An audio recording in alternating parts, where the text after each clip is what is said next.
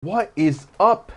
Melvin here, back again with another video. I'm going to be doing a video response today because I actually did want to do more video responses. I did want to respond to more things, and I just haven't found anything interesting enough, at least I felt, to respond to anything. But I feel like this is something, even though it's not the most interesting thing to talk about, I do think it's somewhat interesting. Maybe I can make it interesting. We'll see. I actually don't know what my responses will be yet. I just go with the flow, really, with this channel, so we'll see. But I forgot the name of the channel, actually, which is a bad thing to say. Yeah, I think it was Scott's Game Reviews. I believe that's the name. I really want to find, yep, it was Scott's Game Reviews. And he made a video called Get Real, Are Game Reviews Dead? And he was saying that, and let's just get into it. And let me just say, this guy in particular, he doesn't have very many subscribers. He has like 1,000 subscribers. That's not much. But I do make an effort to subscribe to smaller channels because the only way the only way small channels even have a remote chance of having any sort of like life on YouTube, and like life means like a fan base in a way, is if people like us subscribe to them. That's the only way that they're going to thrive, is if someone gives them a chance. And people like us, who have very minuscule subscribers, we kind of have to realize that we have to give these people a chance, because that's the only way, that's kind of how things work. Let me just fix this for a second. So yeah, he was talking about how our game review's dead, and I'm not going to go into the whole video just because the details aren't really that important. But yeah, he was talking about how he was putting like monstrous hours in his videos, like hours and hours and hours, editing, things like that, and they just don't get the views he was expecting. And then, okay, well, let's just answer the question. Let's answer the question. Are game reviews dead? No, they were never alive to begin with. Game reviews, people did not rely on game reviews. People did not rely on any sort of, like, out there has not been a single thing where people relied on game reviews, or like any sort of reviews out there at all, to survive as as a company, as a market out there. Game review. The games themselves, that's what needed to survive the gaming industry. Good movies are what were needed to survive the industry. If they're good, then they're good. We don't need one person to critique something and then say it's good or it's bad, and then that will determine the industry. No, I would not even want that. That would be way too powerful of a person to dictate. So no, gaming reviews were never alive because they were never dead, because they were never alive to begin with. No one really cares about game reviews. No one cares about game reviews as much as we think they do. People think that we care about game reviews a lot, and no, that's not what we care about. We never cared about the game reviews because we really wanted to know whether the game was good or bad, because we could find out somehow. Most of us could find out somehow without looking at a game review whether a game was good or bad.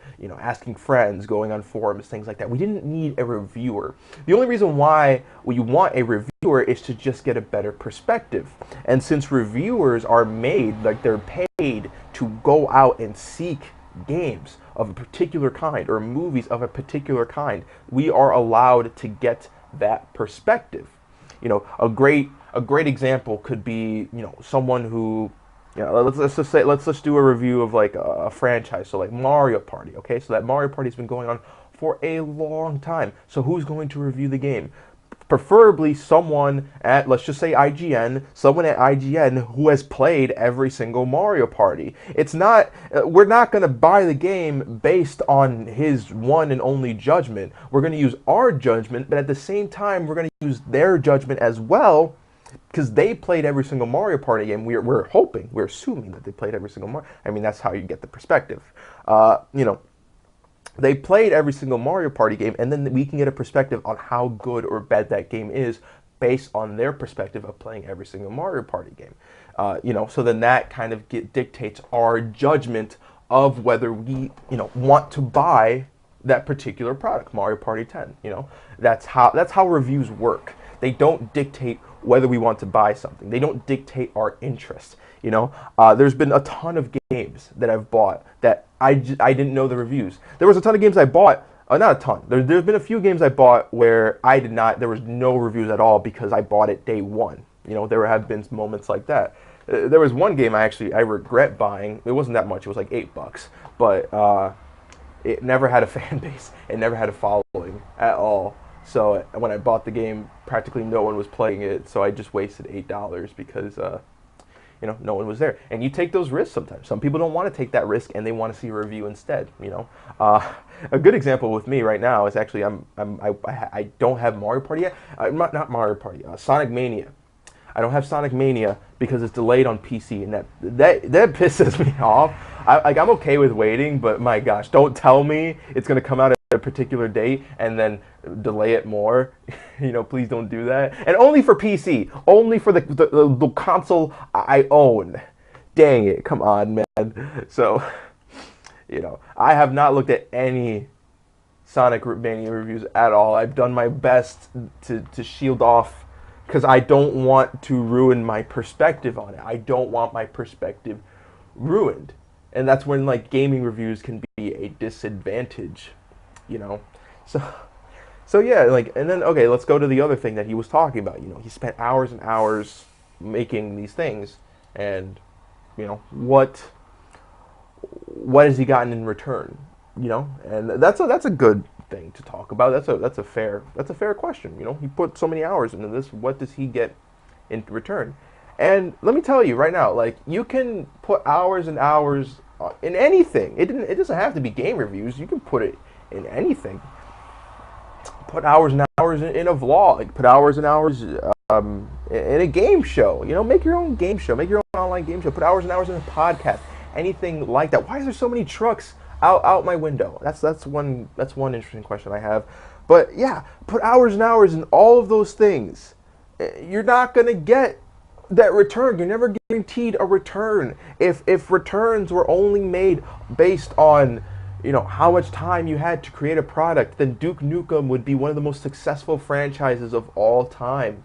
But since that game came out and no one really liked it when it came out, you know, no one really cared.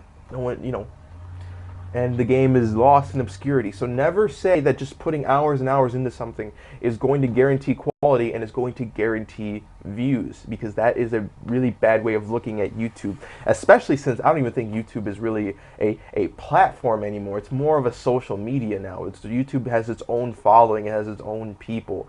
YouTube is bigger than like YouTube channels are bigger than some websites. Like, my gosh, YouTube is its own community. So it is a social network, you know? So you kind of have to work with the rules of social network. And then let's just look at game reviews in general. So, you know, we can look at game reviews. All depend on two things: retro and modern. Modern and retro. The reason why those two things are completely important is because retro had a completely different set of rules, and by that I mean it has a lot less rules. It's garbage day over there, and that's why it's noisy. So now I know. So yeah, you know, retro reviews have its own set of rules, so there's really nothing to compare it to. But you look at movies, you look at music, things like that. There's not really that many times where you can really go off, you know, the rails in terms of music and movies, because we have set of rules. Movies are trying to tell a story. We've been telling stories for millennia now, like for a very long time. We've been telling stories for a very long time. I don't even know what millennium means, actually, now that I just said it. But yeah, we've been telling stories for a long time, generations and generations and generations, and movies is just a form of telling a story. So it's not really that different. So you can't really go off the rails in terms of how you tell a story, because then no one's gonna understand it, you know. And then with music, you know, we have a set of rules when it comes to music and what type of music we find appealing and things like that, and how to write lyrics and how you're supposed to write lyrics.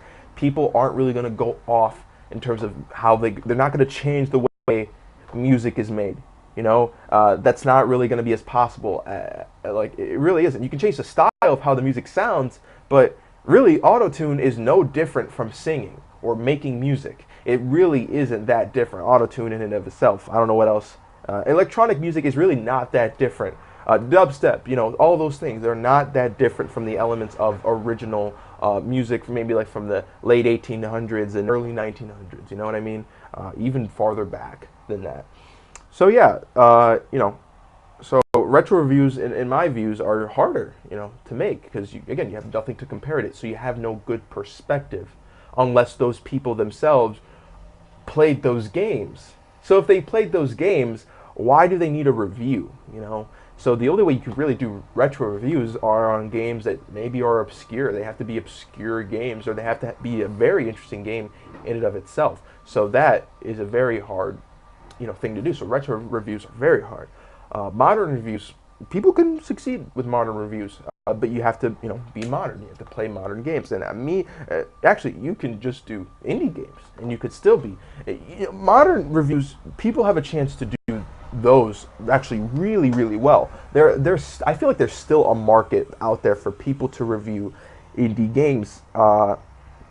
Because again, indie games means that they usually don't get as much notoriety as those AAA games. But I can't afford AAA games. I want to get indie games because they're cheaper and they're more likely to support the creators themselves. AAA games, it's harder to know if those creators are supported. So indie games are perfect. They're wonderful. I love them.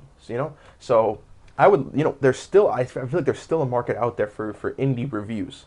It's all about the market. It's all about what you're trying to look for. And like, okay, like, look, I understand that in a way I might sound like I know what I'm talking about. And in a way, yes, I'm not gonna lie. I'm not gonna talk about something like I don't know what I'm talking about. Like, you're supposed to do that. You're supposed to sound like you know what you're talking about. But again, everything I say is not perfect. It's not meant to be perfect. It's just from my analysis of what I've been seeing. So reviews are all about a market and following a perspective, having a set perspective. So let's say you are going to do retro reviews. If you are going to do retro reviews, we have to have a set perspective. What time did you grow up from?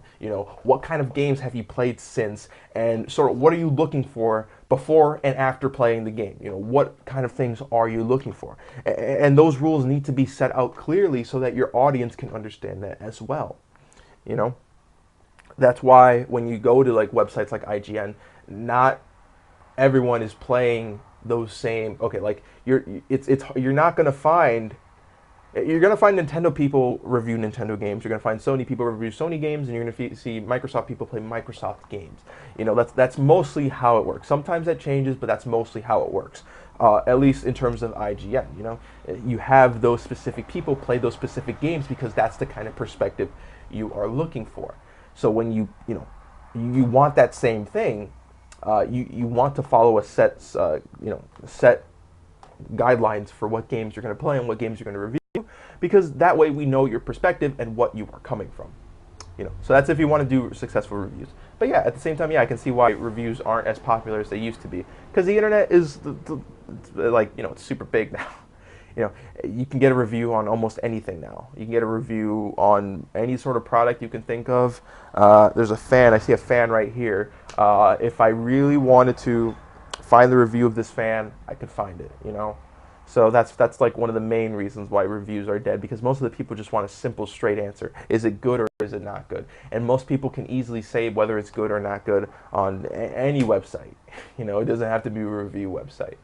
So if you want to do reviews, you just have to fulfill a different need. It doesn't have to be informing people who haven't played it, because some people look at reviews even though they've played the game, So you kind of have to find a new way of reviewing, or a new perspective, or a new angle, or like that's just how it works. So reviews. So to conclude, to keep things simple, reviews were never dead because they were never alive to begin with. I feel like they only exist to fulfill needs.